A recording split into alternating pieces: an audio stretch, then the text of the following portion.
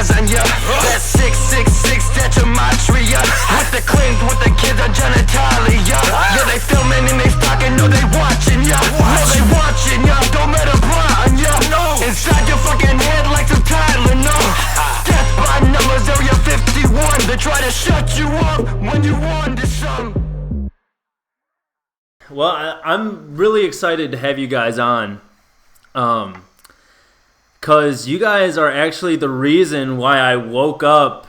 Well, one of the main reasons why I woke up, like when I was in that process, because I started out with listening to Joe Rogan, and Joe Rogan was kind of like a red pill. He had all these different guests on, so you got all these different perspectives. And then Eddie Bravo would come on and start talking about flat Earth, and I'd be like this might seem like nonsense, but like I want to hear more about, because he wouldn't just talk about flat Earth. He would talk about, you know, everything under the sun. And then I'm just like, well, I want to hear more about this. So then he just name drops Tinfoil Hat. And then so I go to the Tinfoil Hat page, and the newest episode that was published was episode 163 with the Propaganda Report with Monica and Brad. And so I'm just like, first episode, let's hear it. And then so Sam starts going off on some tirade. I'm like, oh, I can't stand this guy. And then after like 10 minutes, I'm like, I love this guy. So then I instantly fell in love with Sam. Yeah. And then like you guys were just going, and like this is the kind of soliloquy I want to make. It's just like, I can't stop listening. Like, I listen to Drive Time News Blast every day. I had to become a patron because I want to go to the disappearing patron parties, even though there's been a couple of them. I haven't gone to them yet. But it's just like, Monica, I feel like the way that you put things is just like almost the perfect way to say it. And I feel like you're just a great orator in that sense, because sometimes you say exactly how I'm feeling. And then... Really? That's yeah. so great. And then, I wonder if I connect. And Brad, like, I don't want to say this in a mean way, but sometimes like Monica will like overshadow you. But there's some episodes where I'm just like, dude, Brad must be like the greatest researcher of all time, because you're like, yeah, you know, they put out an 80-page document, read it at midnight last night, finished it around 3 a.m. And then, that is true, yeah. and then you just have like all of this research, and you just throw it out like so nonchalantly, like, and you have this amazing ability just to remember it, because I feel like you're not even looking at notes, you're just going off the top of your head sometimes. And also like I love to get pumped up, because I drive in a truck by myself. I deliver uniforms for various companies, and sometimes I have like quite a drive in between stops. And so Brad, you were talking about some kind of local politics in Georgia, and you were like, yeah, and he's taking freaking money and it's a joke. I'm like, yeah, it is a joke. You just pump me up sometimes like that, dude. So I just wanted to say, like, you guys, one of the main reasons why I woke up, and the Clinton Global Initiative was what you guys were talking about in episode 163. And so I just feel like I'm almost forever indebted to you guys and Sam for really that jumping off point and getting me interested in all these kinds of topics.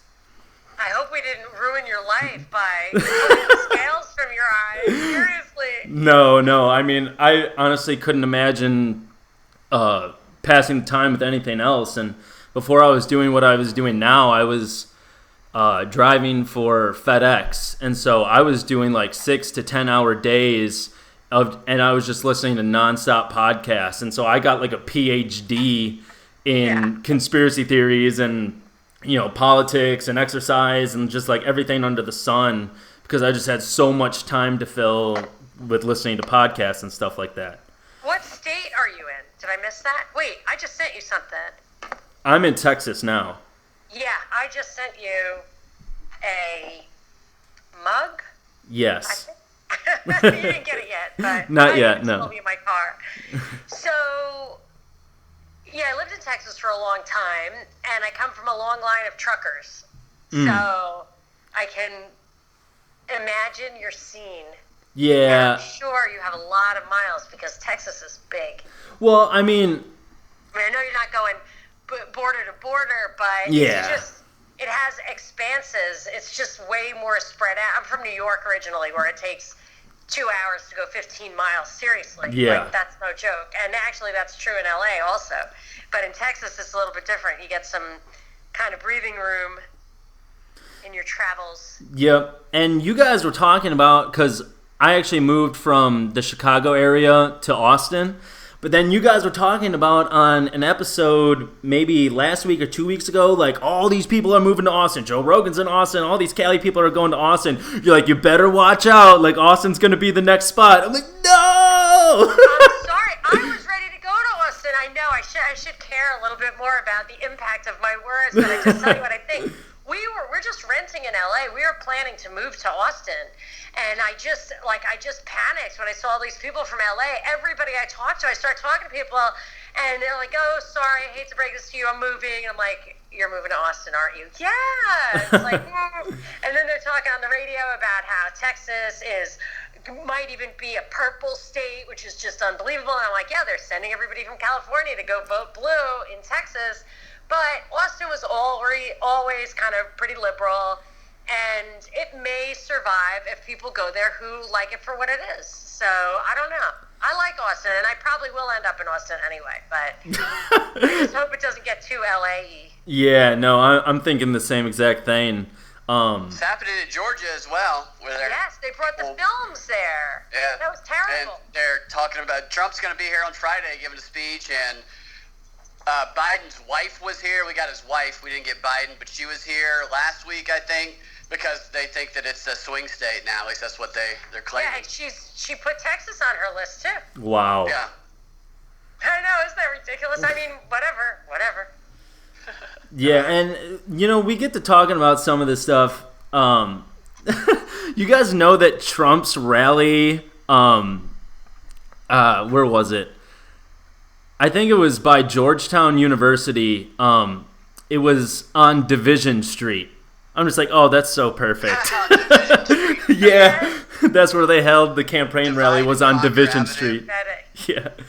But, we get to talking about some of this stuff, and I can't help but get pessimistic about the future. And I'm into all of this stuff about, like, self-actualization and manifesting your reality and all of these things. But, I just can't help but seeing all these things coming down the pipe with Operation Warp Speed, getting every American vaccinated by 2021, and all these other things. And I'm just like, there's a train coming down, and I don't know how to stop it.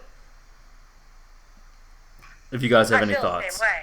Yeah. I mean, I don't know how to think about it. And I the closest I came really to trying to get my mind around it was the conversation with Grimerica that we published on Friday, where, I mean, it has been really depressing to me, but the way Darren Grimes said that if they really have this kind of power, then they probably always have, and there's probably nothing you can do about it, and you have been living in the cage he didn't go this far, but like, I've been thinking about it ever since, and just thought, well, then really I see myself living in, it reminds me of the Star Trek pilot menagerie.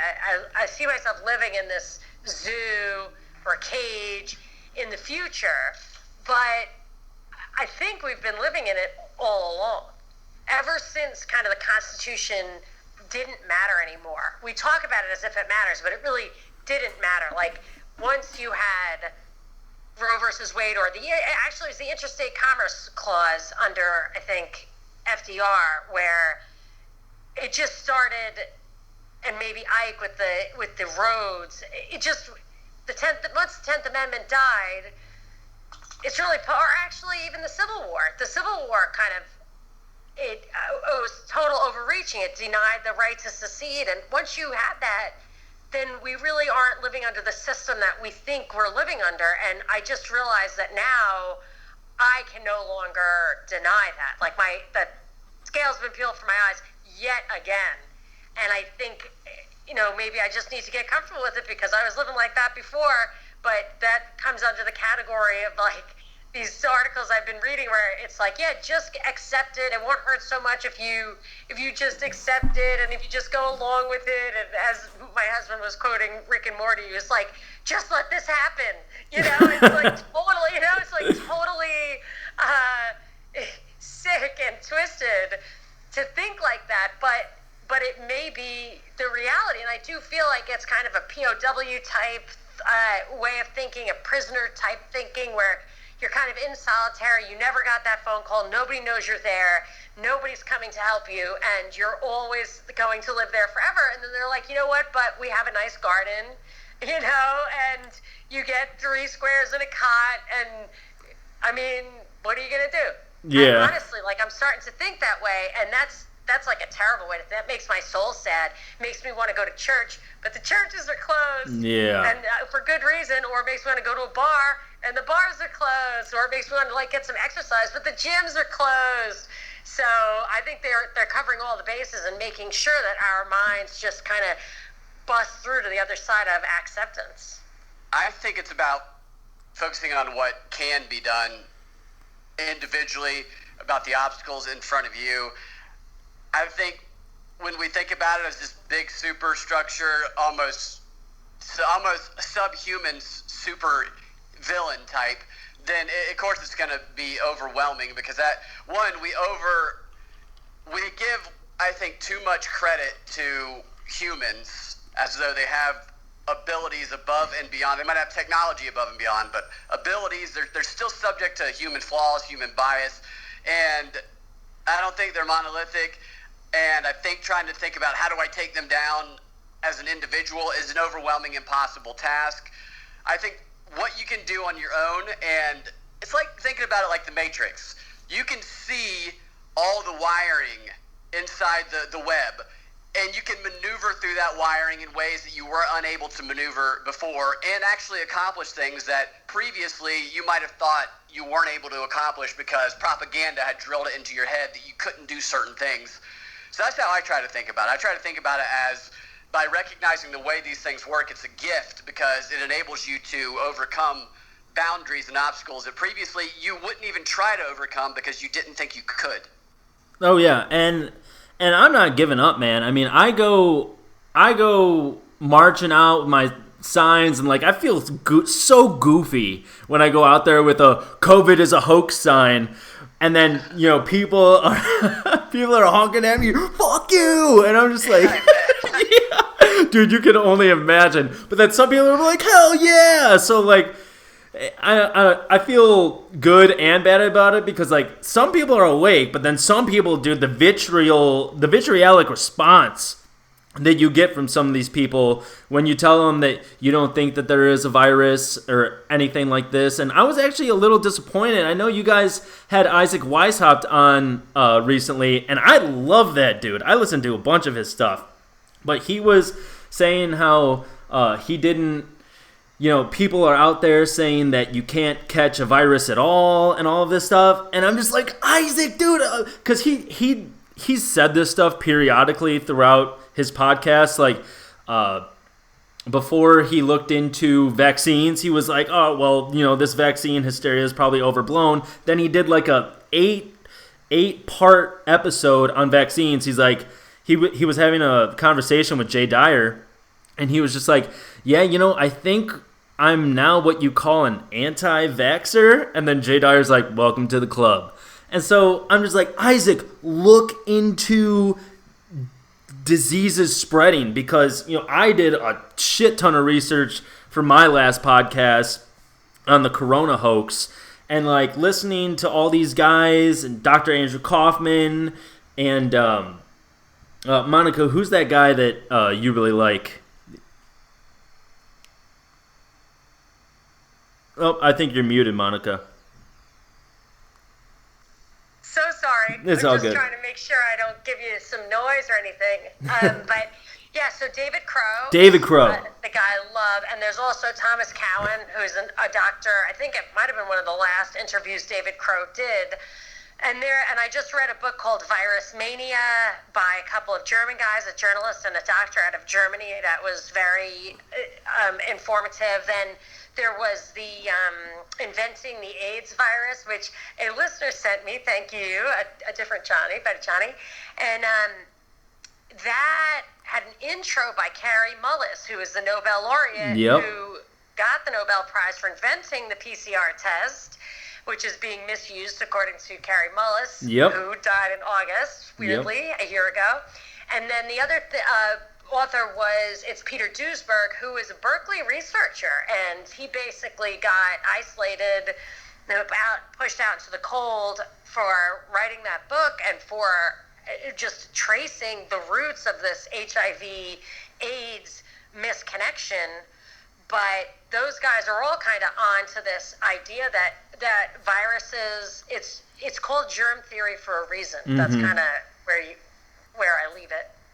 Yeah, no, I completely agree. And then, just with the overwhelming amount of statistics that we have now with like the 94% number, and also Stanford came out with a study saying that you have a 1 in 19.1 million chance of contracting and dying of coronavirus.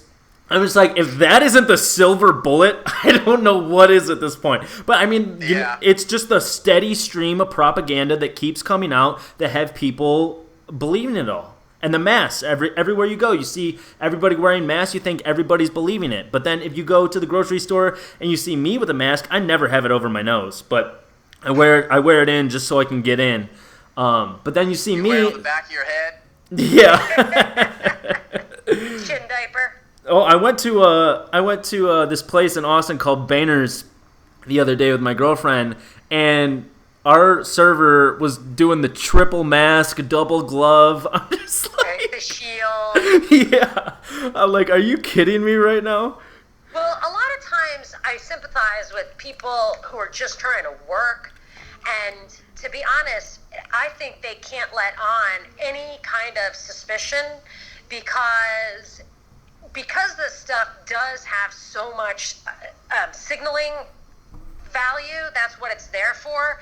If people are trusting that they can be in your presence because they figure that you are hypochondriacally or OCD style washing your hands and being super, super neat, if you betray to them any kind of suspicion, then they have to think that when you're not being watched, maybe you're engaging in reckless behavior, you're not using your whatever hand condoms or like whatever the analogy would be from years gone by.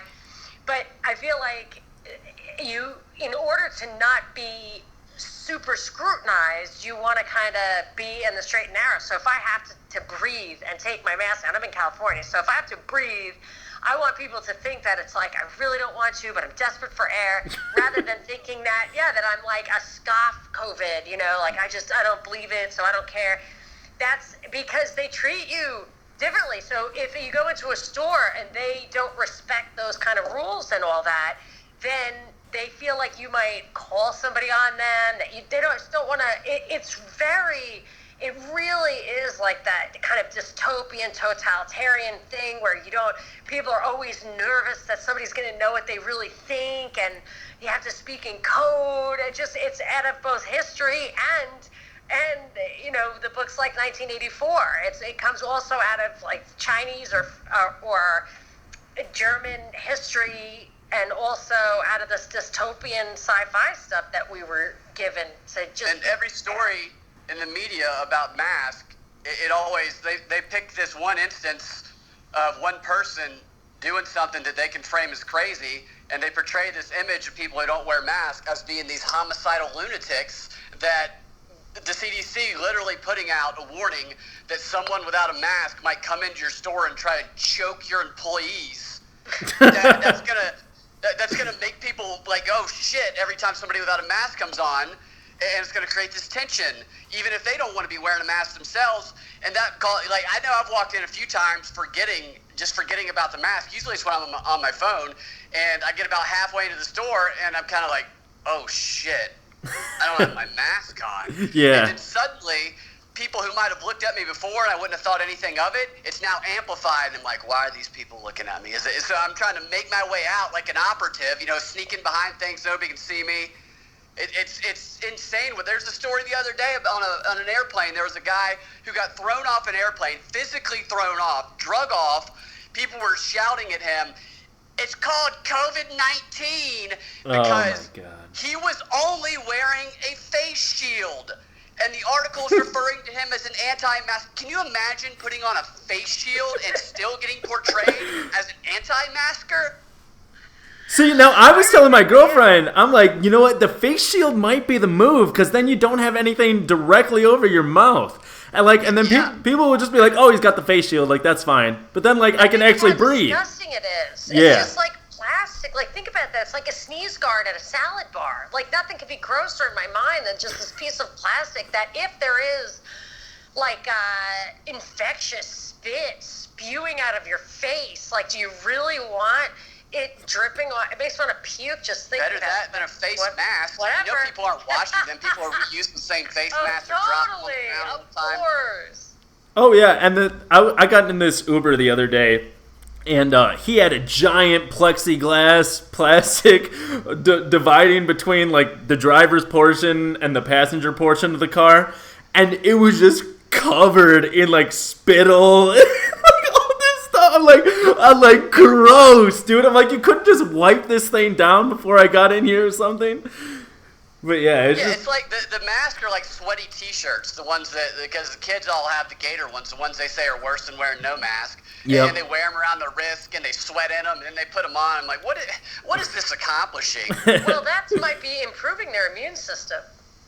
Perhaps. Because it's just bombarding them with germs. Well, there were those stories coming out about people getting, like, bacterial pneumonia and mouth, like, staph infection around their mouth from wearing masks way too much. They're just breathing in that hot, humid residue on their mask, and it was giving them bacterial pneumonia.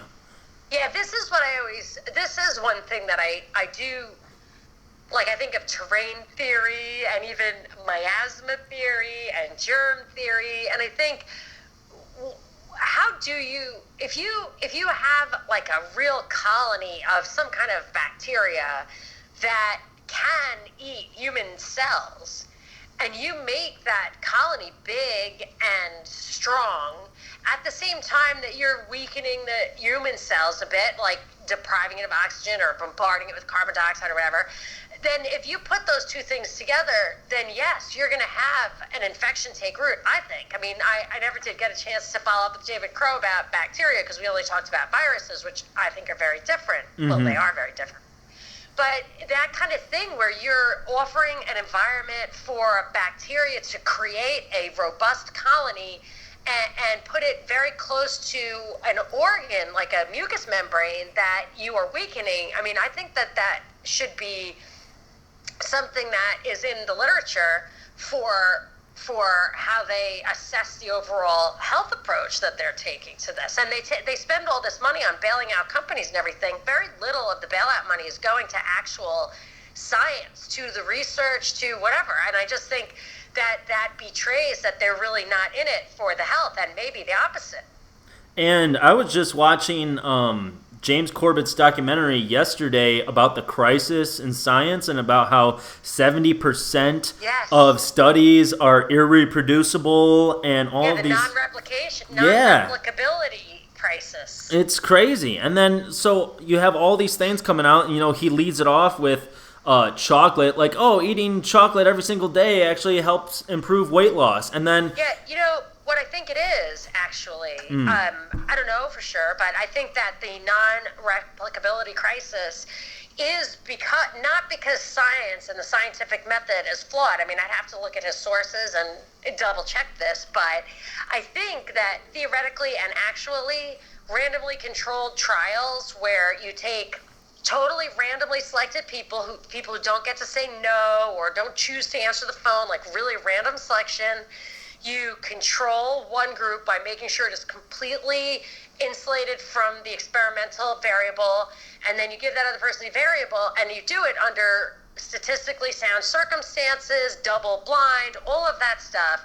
It seems to me that should give you good answers. And the reason it's not, that I would say a big contributor to the non-replicability crisis is that, and you can see it in the science that we're being fed right now, which is they just kind of hack away at it. So I was trying to find randomly controlled trials on masks, on hand washing, on asymptomatic or pre-symptomatic viral shedders actually transmitting the disease or even shedding the virus, actually. And because very few of the actual studies are randomly controlled trials, then you have a lot of uncontrolled variables, you have a lot of biases at play.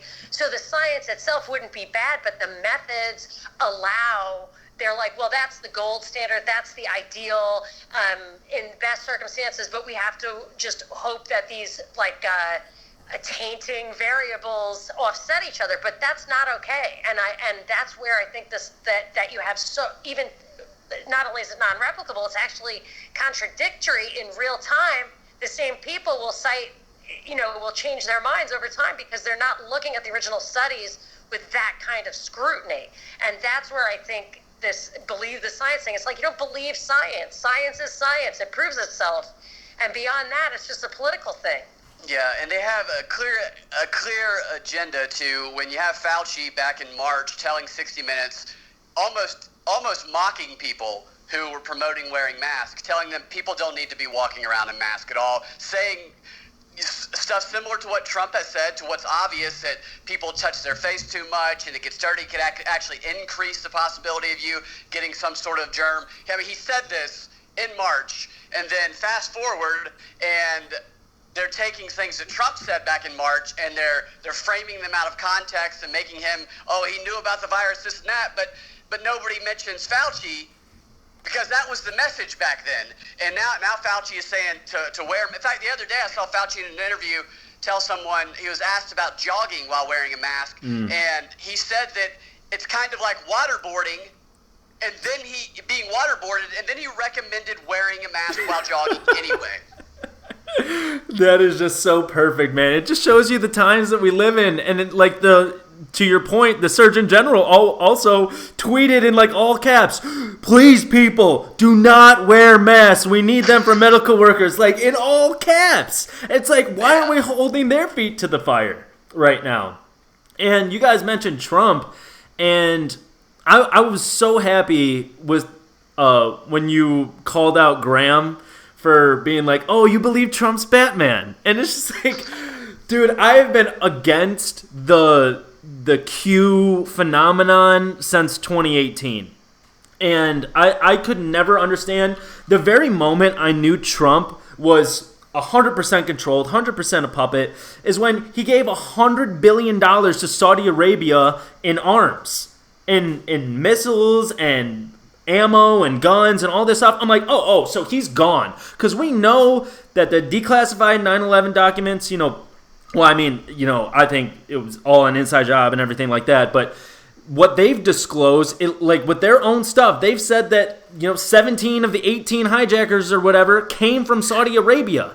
And Osama bin Laden? Yes! It's the craziest thing. I'm like, why did we invade Iraq when they were all Saudi, including the mastermind, and they're a huge ally of ours, and that guy's family is still prominent, not only in Saudi Arabia, but also in London. Exactly. And Bush whisked them out of the country the next day. The only thing in the air were the bin Ladens being whisked to safety. And it's all so information. Crazy. It's all information that we had at the time. And then it just makes me... It's in the official narrative. I'm not even saying you had to look at the undisclosed thing. I'm saying... They came out on 9/11 and said 15 Saudis blew up the Detroit. I'm like, okay, and this Saudi mastermind. You don't need anything else. Well, actually, Monica, we had the passport from one of the hijackers, so. Yes, people's shoes were coming down without anybody. That was all that was left of them, and this guy's pristine passport was found, by a cop. Or something. Total BS. And then But that was just the moment that I knew that Trump was 100% controlled. He gave $100 billion worth of arms to Saudi Arabia, which they're using in a genocide against Yemen. I'm like, 100% puppet, 100% controlled. That's another thing. Yemen was supposedly, if you ever listened to Michael Scherer, I think his name is, if I remember correctly, Scheuer, and he said he was the head of the Bin Laden unit of the CIA or something, whatever. And he was saying how Yemen was completely in the chatter. Like if they connected the dots between Saudi Arabia and Yemen, and maybe Pakistan or whatever, they would have known all about this, and it was just a big screw up. Yet Yemen continues to be our ally, and only did we support attacking Yemen, it was after that regime was deposed. So we were fine with Yemen when they did 9/11 or contributed to 9/11 or were implicated in 9/11. But when that regime ended, then they had to go. I mean, that's the kind of stuff that you don't need to do a special commission. It's just answer that question, it's just self-evident. Uh-huh. Anyway, sorry. But yes, I can't remember like the moment I was like, Trump is obviously, I think it was the day he got elected when he said, and I'll give you that infrastructure plan that Republicans have always wanted. It's like, that's crazy. $5 trillion infrastructure plan. It's like, I mean, and now with a $4 trillion deficit, probably 2 years running, how anyone can think there's anything going on here, but what that Australian Max guy says, the Patriot appeasement program or whatever, Patriot suppression program, where he just makes sure that people trust the plan, stay home, I've got everything under control, and meanwhile he's like burning down the country, or at least letting Democrats burn down the country or whatever. But we've got these huge deficits where what MacArthur said to JFK about, if you want to destroy this country, you have to destroy the economy. That's happening right now on his watch. Yeah, it's trust the plan on one side, trust the bias, or trust the science on the other, and all they're either doing are trusting their bias, their confirmation bias. Trust. You're right. And I read an article today on Amy Coney Barrett saying truth isn't truth. It's truth is informed by your belief system. So she might believe in her truth, but I don't believe in her truth, and she shouldn't be on the Supreme Court. And I'm like, well, the fact that believe and truth and facts and faith and opinion are all different words with different meanings, trust the plan, trust the science, Why do you have to trust the science? Why can't you just read the science? Science isn't proven fact. The way that it works is that you strengthen your argument or your theory by trying to disprove what your theory is. And they're like, trust the scientific method. That's how it works. But it just,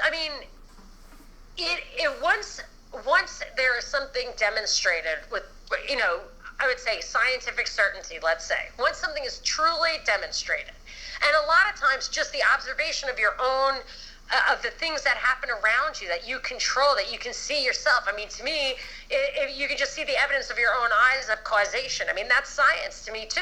But if you have something that science can prove pretty convincingly, you don't have to tell people to believe in it or trust it. They will just do it because that's how the world works. And if they want the outcomes that they seek, they are going to respect the relationships that they know exist. And I was saying this on my podcast.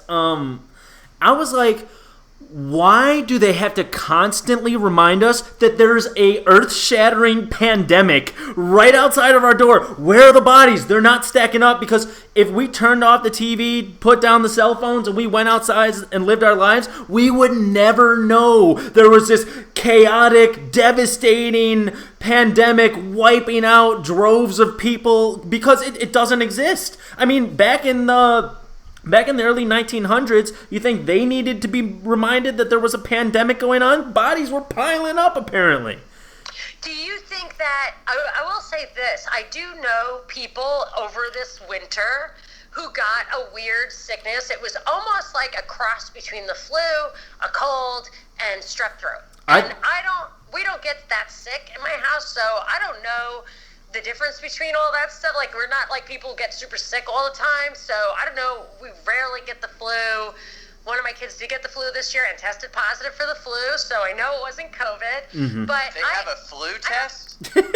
Yeah, there was an A and a B. Yeah, they gave him the test, and he got positive for flu A. Now, I don't know if it's the same nonsense test as we get for the other stuff, but there seems to be, I mean, people get sick. Like, I don't know why. It is just called germ theory, and there was miasma theory, and there is terrain theory.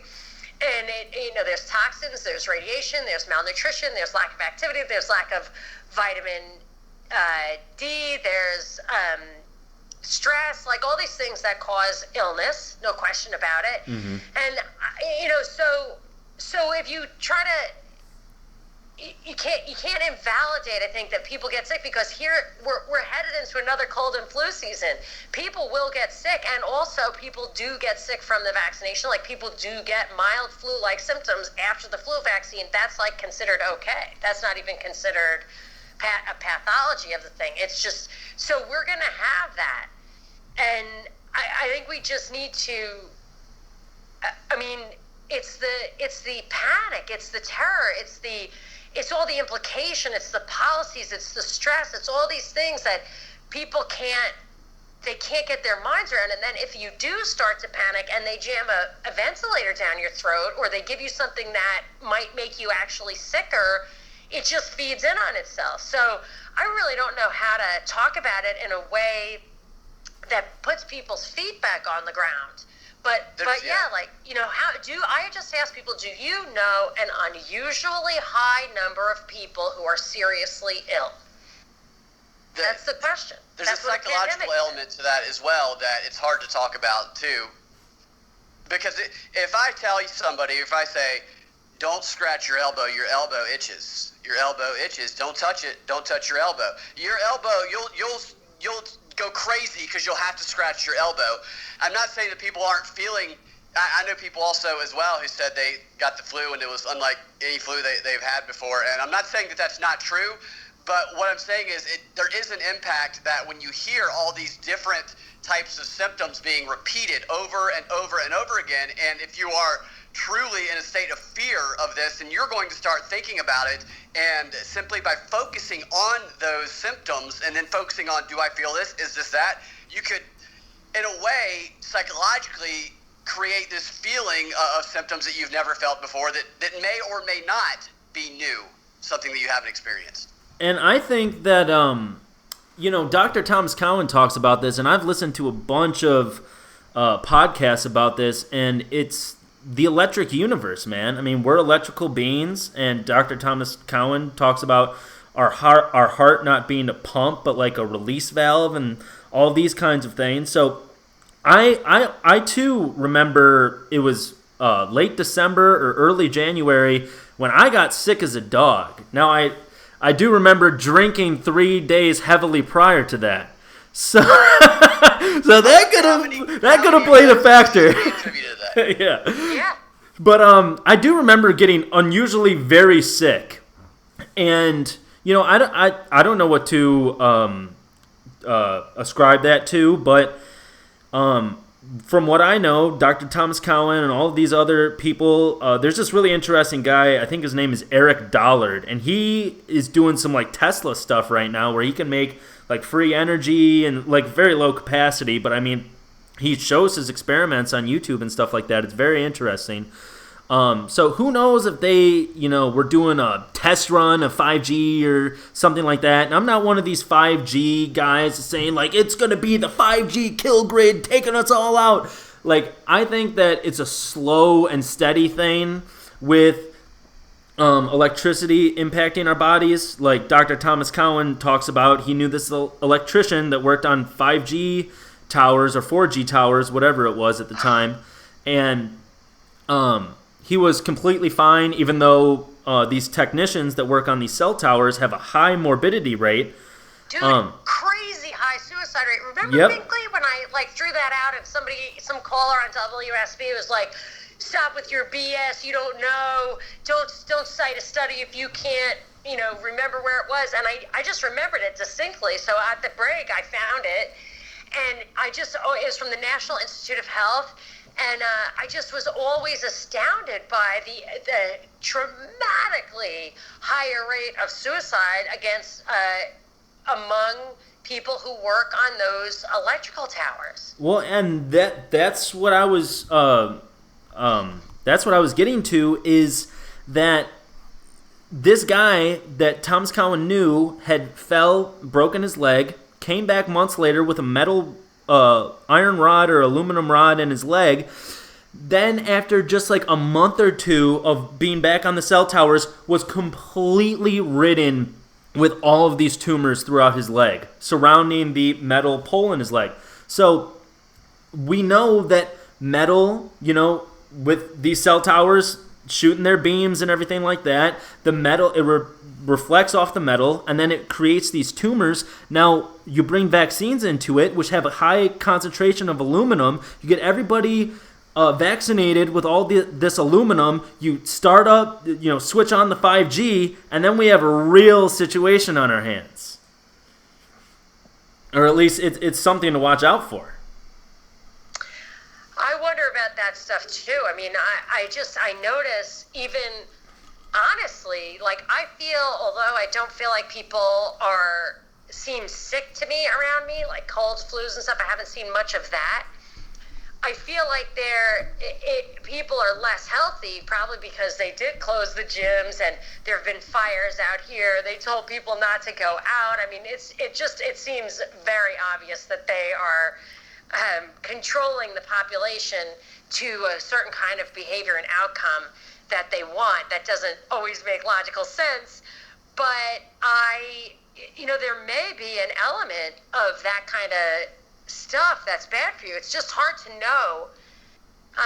Maybe just the fact that everybody's on the internet all the time. I mean, that may be not great for you. This is powerful stuff. Our brains are electrical organs, aren't they? Oh, yeah. And what was it? It was the seat of the UN, Brussels. They wouldn't even do a 5G test or experiment they were doing because radiation levels exceeded the legal amount that they're supposed to have in that area. I don't know if that is lower than most places in the country or most places in the world, but the iPhone 12, which is Apple's first 5G iPhone, was announced today, and that was a big buzz, or it is a big buzz. And the talk is, how fast is it going to be once it's fully integrated with the network that is being built to support it? That's fantastic, man. I can't wait for that. And then my girlfriend had an upgrade. She gets the iPhone where you have to use your face to unlock it. I'm like, what are you doing? I'm like, you have me as a boyfriend and you're going to go get the face unlock iPhone? And she's just like, but it's so convenient. I'm just like, that's going to be the real downfall, is the convenience of all this. And then when you have to get the smart mark or whatever it is, so you can go into the grocery store and you don't even have to check out. You just walk right out the door, or whatever it is. Scan your wrist. Yeah. And then, I mean, I don't know if you guys have been looking at all of the predictive programming and all of the movies and shows that have shown all of this stuff. There's this Netflix show for kids, and it's talking about smart marks and how you get it tattooed right on your wrist. And then, in the book of Revelation, it says it's either on the wrist or in the forehead. And then all of these other things with the track trace database. And this is all like a Netflix kids show. Yeah, they got a ton of stuff that they've been putting out that is promoting these themes. Watch Utopia on Amazon Prime. It was just released last week, I believe, and it's about Bill Gates, if Bill Gates were a cooler type person, or Bill Gates were more not so dainty in the way that he presented himself. A super rich dude who creates a pandemic to get the public to beg for a vaccine, and it's got every element. Are you kidding me? Right now, yeah. And it finished recording in October of 2019, which is when Event 201 was. Yes, and oh my God, dude. So this is kind of why I wanted to tell you guys and see your reaction to this. Have you guys ever heard about gematria? I don't think so. I have heard of that. So what is that?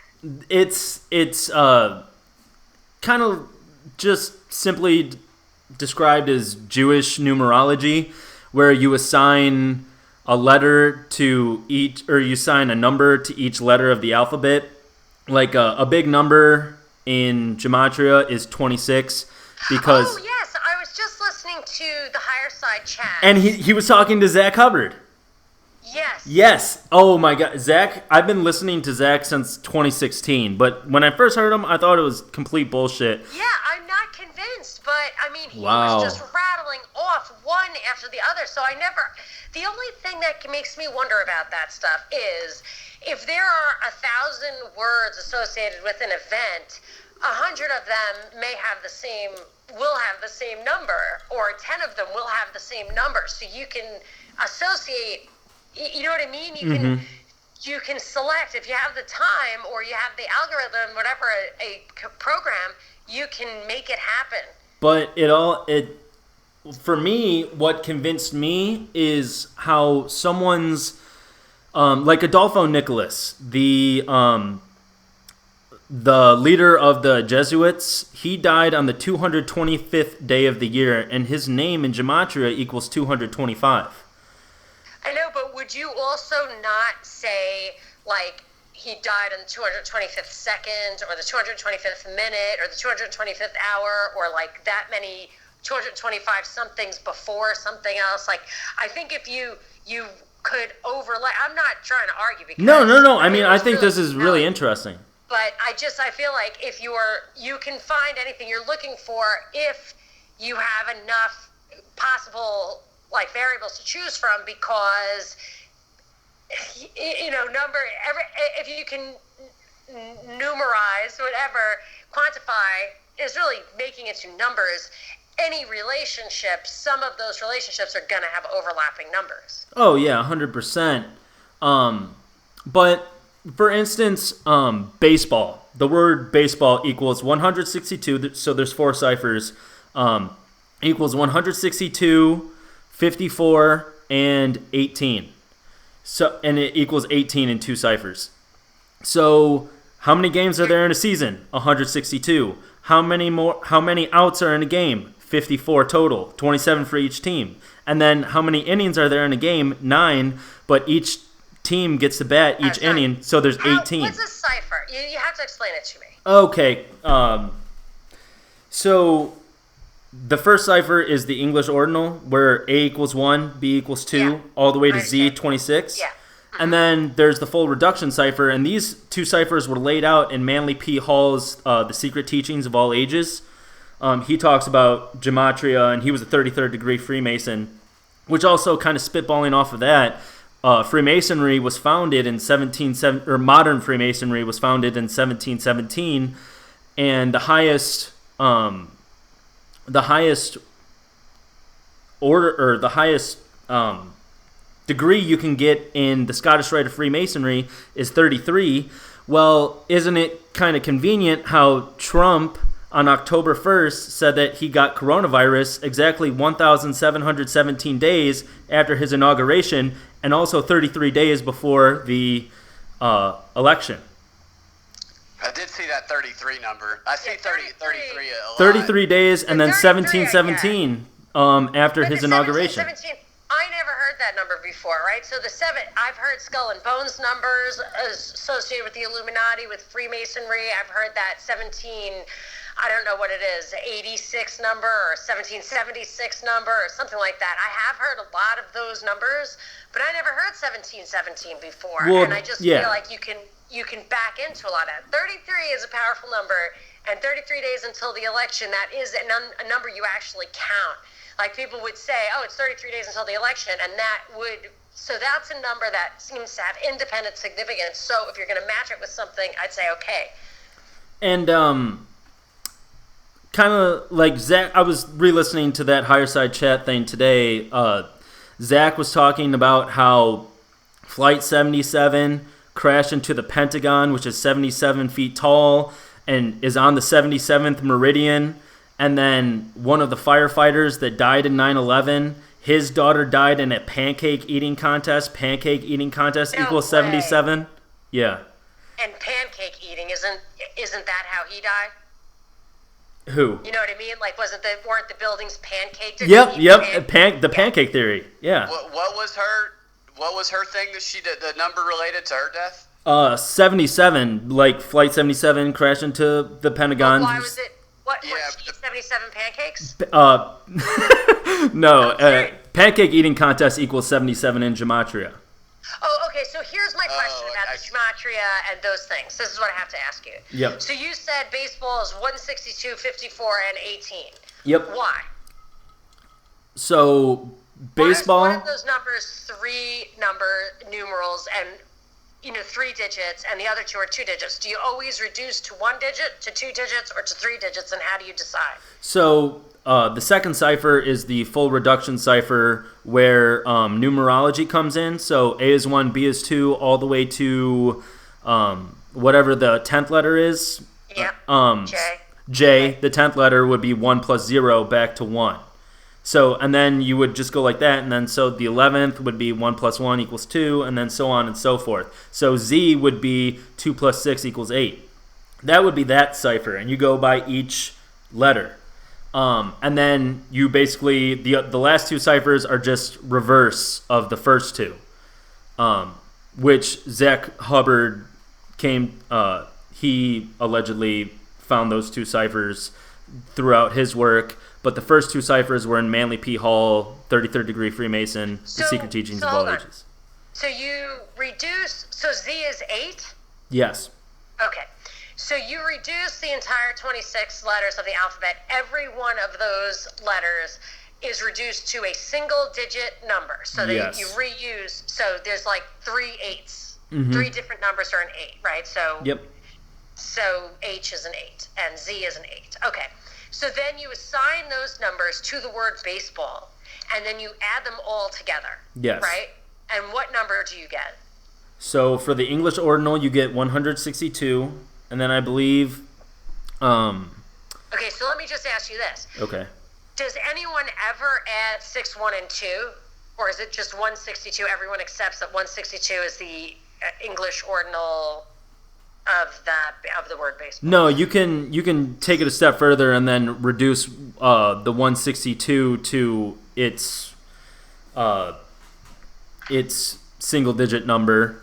6, 7, 8, 9. So it would be 9. Yeah. But when would you decide that that's the one you want to use? Because I just feel like now all of a sudden baseball has a lot of, many possible numerical values, and then you could just Well, pick so and choose. I thought it was interesting, and like I'm no guru. Can I say something right now? Yeah. The flasher just popped up on screen, and it was like, I can't remember what the stat was. But 77. It was for the Braves Dodgers, and it was like 3 innings pitched, 3 hits, 3 runs. I think that's what it Oh was. my god, that's perfect. Oh my gosh, yeah. So is that a coincidence, or is that somebody magical messing with us, or are they just putting those numbers out there because that they wouldn't be citing that if it weren't a significant? No, but seriously, like I just wonder if when sometimes I hear people quote the value of a number of a word as 1 digit or 2 digits or 3 digits, and it just makes me wonder if you get to pick and choose from different possible values for each word. That makes it a lot easier to match it up with other numbers of significance. And I know but that. I'm not trying to give you a hard time. Oh no. This is where it breaks down for me. Yeah, no. I love it. I'm working on getting Zach on my podcast, and he could explain it in better detail, and he has in the past. Like I said, But you're satisfied. Oh, I'm completely satisfied. It's stood the test of time, and I can decode gematria in almost every single CNN article. So, like my girlfriend would always hear me talk about this, but she would never really see it in an actual example. So I went to CNN. I'm like, pick any article. She picks one. It's like, Farmer's Almanac predicts polar coaster in upcoming 2019 winter. And so you type in Farmer's Almanac, and then polar coaster was in quotations. So then you type in polar coaster, and they had, I think, perfect gematria overlap. So they both equal the exact same numbers. And what Zach would say is that they put those in the quotations signal to you this is what they're encoding into the article. And then so many times with these articles, you can just go deeper and deeper and deeper, and they have this quote from this one farmer, and then they have this quote from the scientist about the polar coaster, and then it just all ends up equaling up. And I'm not doing a very good job of convincing you guys right now. Well, no, really, the bottom line is what value do you, so if it is meaningful or consistent or has value, what value does it have to you in your experience? Because if you're spending time on it, if it's got your interest, then it probably has some value. Well, I just think it's how the cabal encodes their rituals and stuff. I mean, I read all of these books about secret societies and stuff like that, and I've just never found anything more compelling than gematria and these dates and the gematria, their names, sums to the days. Like, perfect example. On January 21st, we had the first confirmed case of coronavirus while Trump was speaking at the World Economic Forum in Davos, Switzerland. So that was 222 days after his birthday on June 14th. And why 222 is really an eye-popping number is because as above, so below equals 222, Freemasonic slogan. Order out of chaos, another Freemasonic slogan, equals 222. Do they both? Yes. And then World Economic Forum equals 222. New York equals 222, where it was Which the is worst. Davos. That's the World Economic Forum who puts on Davos. Yes. Yeah. In New York, the worst affected area was it was the worst affected by the Wuhan coronavirus, which equals 222. And then yeah, they call it that, and it's such a weird thing to call it. I almost would think that they call it that because they want exactly they want that numerical value. So Can I make one more point? Yeah, absolutely. The date it was declared a pandemic, March 11th, was exactly 222 months after 9/11, and people were calling this the new 9/11. Interesting. There's a lot of this stuff in Utopia also, that show. Really? What it is they're on a search for somebody called Mr. Rabbit, and they're decoding a comic book. Mr. Rabbit? Yeah, and the comic book has a lot of code. Yeah, a lot of Wow. code that and numbers and. Are you serious? Yeah.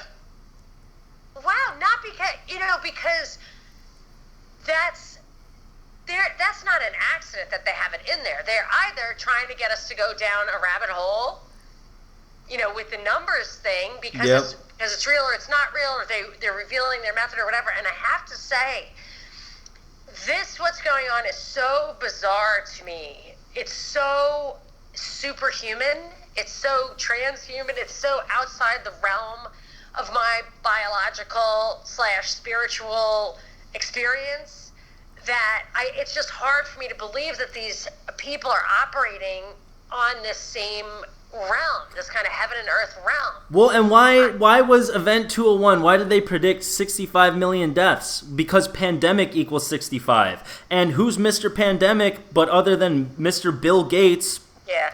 And he got married to his wife 65 days after his 38th birthday. Pandemic equals 65 and 38.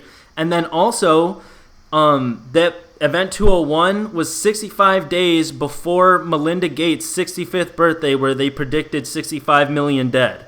So all of these 65s with the pandemic ritual that they were putting on at Event 201. And then why 201? Because that's a huge Jesuit number. Jorge Mario Bergoglio, the first public Jesuit pope, equals 201. And he he's the first pope ever, I guess, to live in Suite 201. So he's 201 to his core. Yeah, he doesn't live in the normal place. That's true.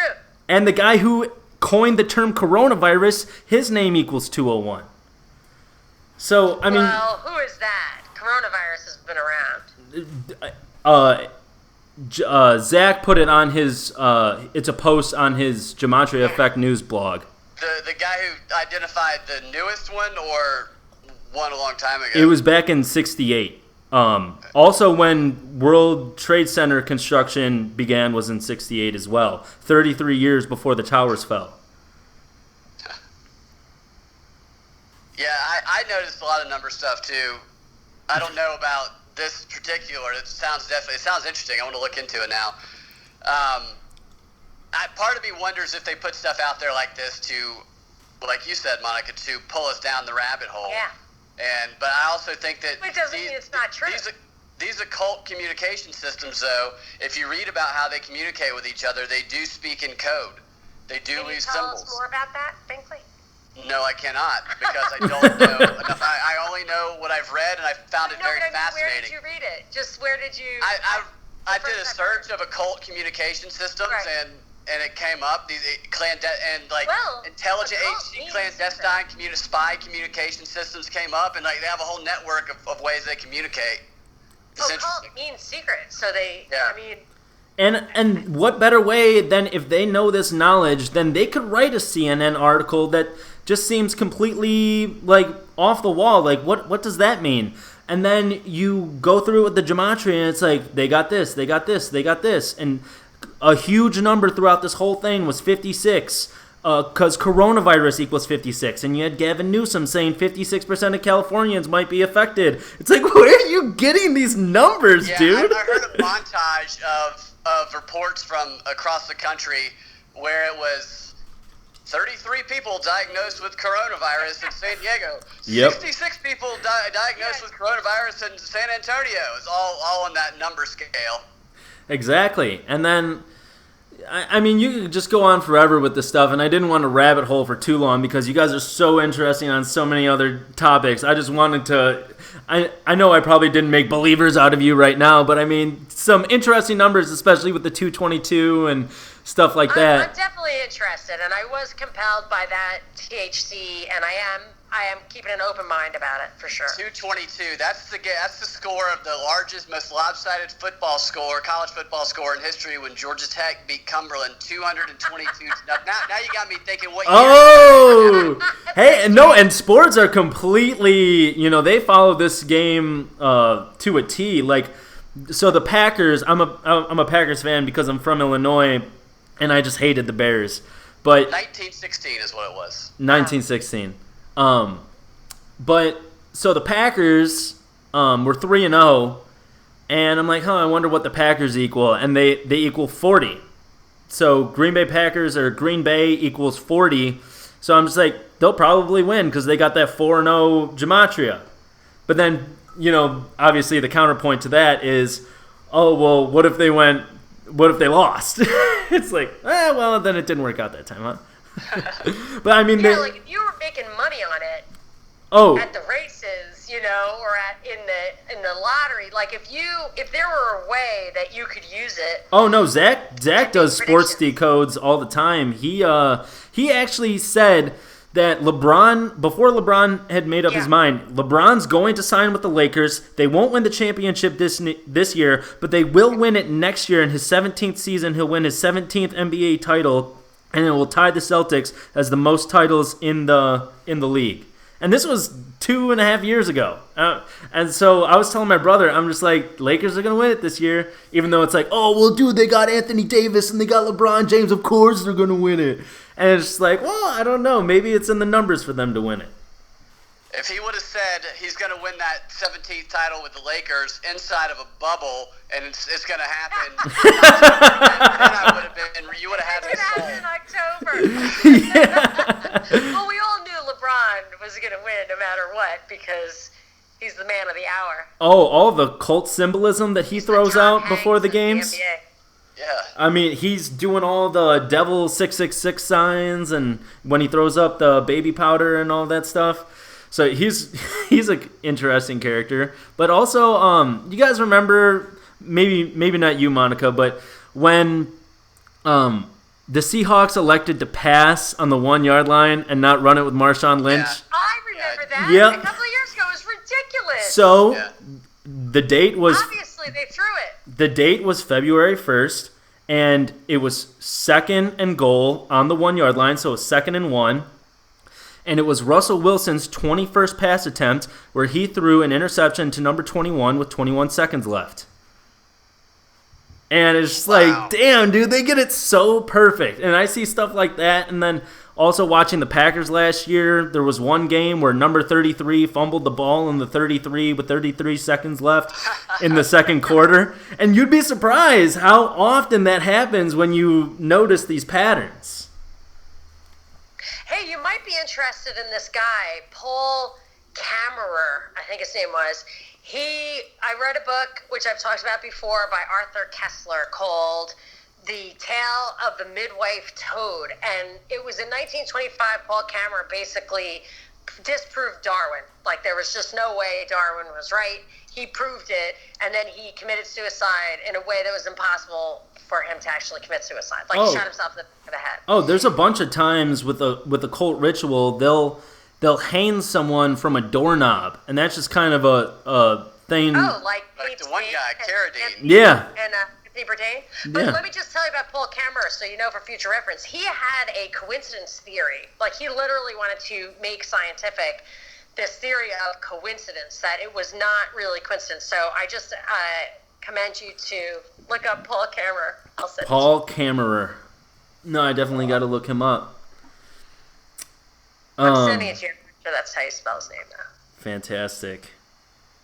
One thing that I just randomly thought about that I wanted to get you guys to go a little deeper on was Seth Rich, because you guys say that he's not like this Q hero that all the Q people paint him out to be, that he was leaking information to WikiLeaks and downloading servers and all this stuff. And I don't think I ever really heard you guys go deep on that, but I have heard you reference it before. Well, I can tell you, for me, the second I saw I remember the second it flashed, I think I saw it on Facebook, that he was killed in the middle of the night or whatever, and he wasn't really robbed, and he was a staffer, and I thought, wow, that looks like an assassination. I'm sure we will never hear about this again. And then, a couple of weeks later, or months later, I was listening to WSB in my car, and Eric Erickson was conspiratizing about Seth Rich. And it's like, Eric Erickson is talking about a possible conspiracy, cover-up, assassination of this guy Seth Rich. So at that moment, I was pretty confident that we were being played and drawn in. And then once somebody gets a hold of stuff like that, and it's kind of like Pizzagate to me. It goes on and on. There's never anything's going to come of it, yet this whole cult experience surrounds it, and there's really no point in, this is one of my favorite new words, perseverating on that, just going over and over on that thing. Like, it seems like a kind of a self-contained whirlwind distraction. And then actually, Well, Pizzagate was kind of used to cover up, because at the core of the Pizzagate conspiracy there are actual sex pedophile rings that had run, and they lumped that in together, and they used Pizzagate to discredit that idea that high liberals and whoever, powerful people. And maybe the Seth Rich thing the same way, but focusing on the conspiracy that's never going to resolve itself seems like a trap to me. And I will just say the last thing is that when we were on Tripoli and talked about the Awan brothers, remember that? Yes. Yeah. That Seth Rich came up in that people were trying to connect them. Like, there was a picture that he was with those guys. The Awan brothers were tech workers inside Congress, and I actually did find one connection between them and this super shady doctor who I'm just going to call him a double agent, an Iraqi guy who was supposed to be doctor on the ground over there, like just regular guy being interviewed by the press, and then secretly, sometime later, he's the liaison with the transitional government, and that was the guy who either lent them money or bought out or sold them the car dealership. Like, there was definitely some shady stuff with those guys. But the one thing that they were trying to connect Seth Rich with, that whole thing, based on a single picture, supposedly that was Seth Rich and the Awan brothers. But I looked at that picture. For a long, long time, just like I looked at the Tsarnaev brother pictures for a long, long time and came to very different conclusions about the connections in those pictures, I did not think that the Seth Rich picture with the Awan brothers was really Seth Rich and the Awan brothers. I was not convinced by those alleged connections. Well, they declassified a lot of the Russia-Hillary email-related stuff that, they're not openly accessible to the public. I think Freedom of Information Act, people are probably trying to get them all right now. And I'm sure there's way too many documents for any single individual to go through on their own. It's probably thousands of documents. I would, if I had a question about Seth Rich, I would look through those documents in my searches. If you can get them in PDF, you can just find Seth. Yeah, I'm wondering if that. I'm looking forward to seeing some of those, seeing what's in some of those when they do eventually come out. What do you think about it? What do you think about Seth Rich? I've never really gone that deep on Seth Rich. I've just always, I have an open mind on everything, and so when I start hearing the Q crowd glorifying him, and I went to a anti-child exploitation march, like March for the Children or whatever, and there were a ton of Q people telling me about Seth Rich, telling me about how they're going to turn the 5G towers into Tesla towers for free energy. And I was just like, these people have completely lost their minds. So when they talk about... What were they saying about Seth Rich? That he had leaked... And that he was murdered, right? Yeah, that he had leaked the documents to WikiLeaks, and that he was the really big thing that kicked off all of these 200,000 sealed indictments. And... he was really the catalyst for Q and that whole community. And so, instant red flag, and I was just like, okay, what's this guy really all about? I had the same feeling about Q that I had about Seth Rich. I've been around for a long time. I've had some really great moments. I cracked the code on MH17. I cracked the code on the Tsarnaev brothers to the point where I saw the very pictures that I was talking about earlier, which I unearthed and grouped together, show up in the exact same configuration on Alex Jones's website. So I've had stuff, I'm not bragging about that, I don't care. It's just that I've had stuff that should have blown the lid off thing. I read an article in Pando about Pierre Omidyar being behind the scenes in a Ukrainian revolution at the same time that he was supposedly partnering with Glenn Greenwald to help Edward Snowden. So, you see things that should be blowing the lid off of conspiracies and false flags and relationships and official narratives that go absolutely nowhere. These things go nowhere. And then, at the same time, you see overnight the Pizzagate thing or the Seth Rich thing, and specifically the Q thing, just exploding onto the scene. This is the guy who knows everything. And I just feel like if it's real, it's suppressed. And if it's there, I'm not saying that stuff isn't true or isn't mostly true or mostly false. I don't know. But I believe when stuff gets that kind of treatment, that kind of validation, when I see nothing but Q on the front page of CNN every day, Ron Paul wasn't treated that way when he won Iowa. I feel like it's a setup that the propaganda machine does not bow to the truth. Yeah, also some things, in the propaganda literature talks a lot about everything can't be concealed, and if stuff is going to leak out, then you leak it out you let it out on the timeliness that would benefit you, and you do it in a way where you can bury it by getting exposure to it and making people just disgusted by it, making them just revolt anytime they hear that information.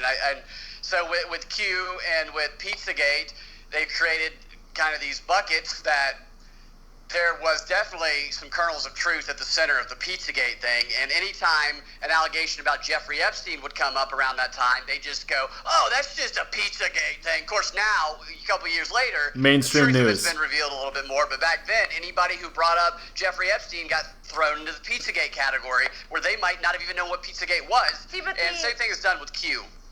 The Jeffrey Epstein thing, you can pretty much see why it got more public knowledge against their better interests, because Virginia Roberts and Bradley Edwards pursued it, and they were dead to rights, and it was really a big deal. And I think that that's what was the difference maker, and that's when they decided. It's like the Tsarnaev brothers. They were outed by Russia as being CIA agents, and that was it for them. Then the operation surrounding them changed course. Well, and same thing with Epstein, in my opinion. But the Q thing is something different. I mean,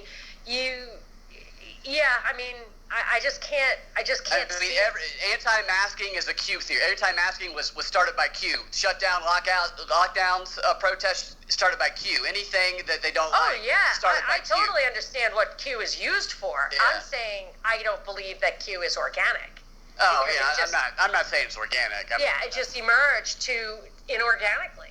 QAnon, another The 201. most damning document in the whole Jeffrey Epstein thing, which is openly out there, and we've talked about it, is still, I've never heard anybody on the mainstream talk about it, and that's the plea negotiation letter that has the people who are vouching for Jeffrey Epstein. This is why you should give him a deal, and the people that are vouching for him that they're citing are Bill Clinton. It's that he was one of the founders of the Clinton Global Initiative. It's the Rockefeller Foundation. It's the Trilateral Commission. It's the Council on Foreign Relations. These are all the things that are cited in that plea negotiation letter, which was the basis of that original sweetheart deal that he got, and nobody ever talks about that. Yeah. And what are you reading into that? I'm reading into that when they tried to make it a Trump scandal, when it was so obviously a Clinton scandal. They still do that. It was so obviously tied to the Clintons, so obviously tied to, I mean, would a former president give his permission to have his name used in a plea negotiation letter for somebody who was in jail for that's a completely true story. All of that stuff is true. There's tons and tons of evidence. You can really tell what that is all about. It makes sense. And much of it has been exposed, whether they like it or not. It was just too big, and still, they can control some elements of it. Yeah. And that's why I feel like this Q is out of control. We can't figure it out. We have to just completely suppress the whole thing. It's just such and there's so much of it. And it just, like you said, it could just taint anything. It can put anything in that basket. It can take down people and topics and just to be a massive distraction. I mean, I was hearing a journalist from the left, I think he would not call himself from the left, but it's definitely from the left, saying, just animated about how that whole kind of vein, that whole right, alt-right, Q, whatever vein is violent, is the problem. Just put them in a big basket like that. A very nebulous group. Many of the elements of that, like they say, the Boogaloo Boys, the Proud Boys, have funny, quirky little origin stories, kind of like the way the OK sign was just decided, like an experiment to say it's bad, and then once they decided it was bad and you didn't bend the knee and say it's bad, I avoid that, then you're bad because you must have meant it, knowing now what it means. Like all this stuff is just a big soup that it seems to me like there's a $4 trillion deficit. We're all locked in our houses. Like, fuck that stuff. Sorry. Yeah, and no apologies. And to more to that point, and then Q is like, they're eating their own. There's this guy who, his name, I think his YouTube name was Educating Liberals, Dylan Wheeler. He was huge on the bandwagon for Q, and then recently he made an hour and a half, like almost documentary on his channel about how Q is a psyop, and he's like, look at all these things, biblical prophecy, revelation, blah blah blah blah blah. And kind of youngish, skinny guy with dark hair and pale skin. Yeah. Yes. But that looks like a psyop to me. Really? Yeah, only because, well, I tweeted about it, I read the article, and I got so many responses, because I'm not really in that space too much, and I just got so many responses that were like, this guy's backstory is totally inconsistent with what he's presenting himself as. But you know what? I'm going to back off of that, because I didn't really decide to analyze that, so let me go back and do that. You don't think so? Oh, well, I hadn't gone deep on his personal life. I mean, I just watched his video, and I thought a lot of the information he was presenting was information that I had already thought about Q. And then you had fellow Truth Community member who is a Q guy, and he came out and just lambasted him, said he's dead to me, all this stuff. I'm just like, the Q guys, like, you're either Q or fuck you, because that's exactly the kind of message that he was putting out. And so, go ahead. How weird is that? Yeah. Like, how weird is that? What does Q stand for? Protecting children? Like, what? I don't really understand it. Like, I don't understand, to put all your energy in that, it's really to put your energy into the concept that Trump is Batman, and we need to give him the space he needs to operate this cleanup mission. And I'm still waiting for those 10 days of darkness that they always talk about, and how Event 201 foreshadowed an internet shutdown. I'm waiting for that to come around, because I feel like it's coming. Right? What's that? The internet, I don't know if it's related to that, but definitely has, like, the internet's definitely been shutting down a little bit, and 911 nationwide shut down for a little while, a couple, maybe 2 weeks ago, but Good point. Oh, yeah, wow, I don't know what that's related to. Yeah, I didn't know about that. And I think you guys were the first people to educate me about Jeffrey Epstein back in 2018 when you guys were talking about that. And after that podcast, I just spread that like wildfire. I'm like, there's a billionaire with an island. They're molesting children, and they're looking at me like I have two heads, like I'm this crazy guy. And now it's okay to think that. Yep. Yeah, I have friends that I would send the entire court document to back in 2016, and I would point out the plea negotiation letter. These are people who were big Clinton supporters, and they would look at it and they would dismiss it as nothing.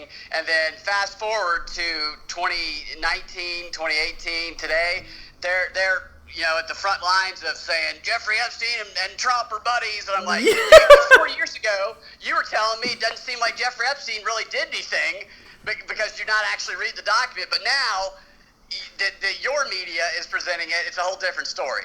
And isn't that how it always is? Yeah. But on the other hand, it sounds like I'm bashing Q. I don't have any animosity. I hope it's real, because what they have planned for us and all of this predictive programming, Event 201. I mean, dude, it scares me beyond belief. And I wish Trump was out there kicking ass and executing Tom Hanks and all the rest of it that the Q community believes in. I mean, I hope that's real, but I mean, I see no evidence.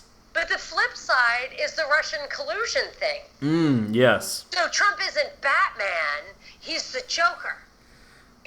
Yeah, that's true. Yeah. He's the Penguin or whatever.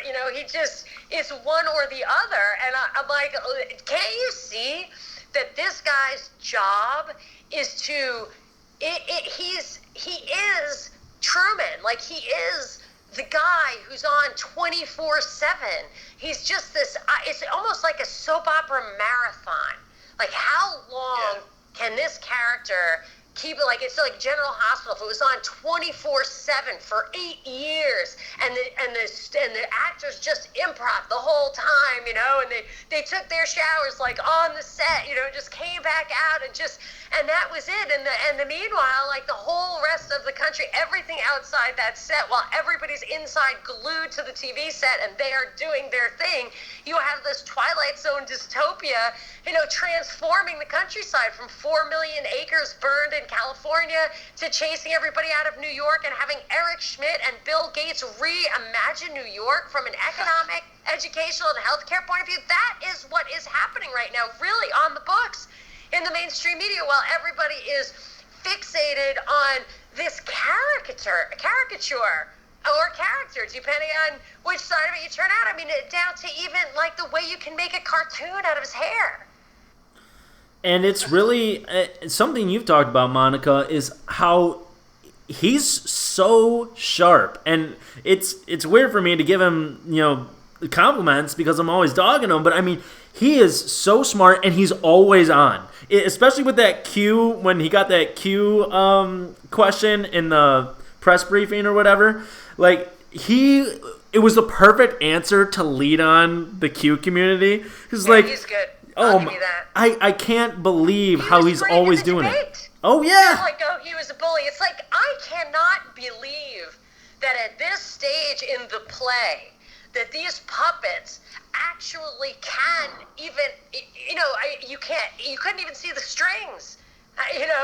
This guy was answering the questions. He was rubbing his brain cells together. I'm telling you, when I was an investment banker, I would every once in a while be, in the circles of somebody who was just too important. It reminded me of what Howard Stern used to say, like at a certain level of like fame and wealth, no one will tell you if the jeans you want to buy look bad on you. Like no one will say, yeah, that looks bad. Like, there's nobody left. Mm-hmm. Nobody will talk to you. And after you're in that world for enough years, you forget. Like there's no consequences to your behavior. You forget what it is to be human, and you may even start believing your own BS about ego, and everyone's just kissing your ass, and you are kind of, I think, their puppet, like the way Stephen Hawking might have just been like a puppet. You never really heard his voice.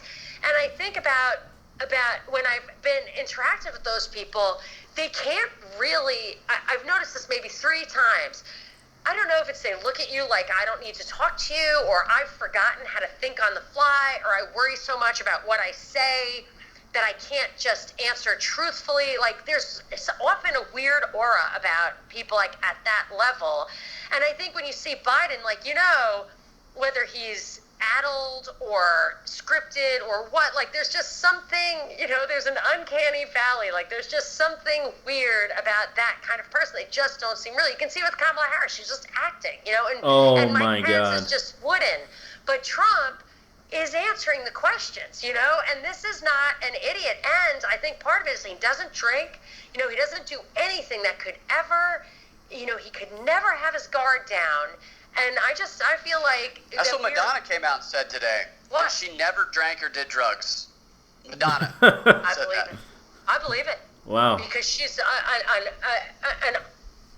almost really an unmatched powerhouse of money making and iconography or whatever. Like you see Britney Spears, she had to shave her head off because she didn't want to get like an acid test. And, I believe that they have to, if they want to be that good, that perfect, they have to. It's hard to maintain that kind of level of performance if you're doing anything.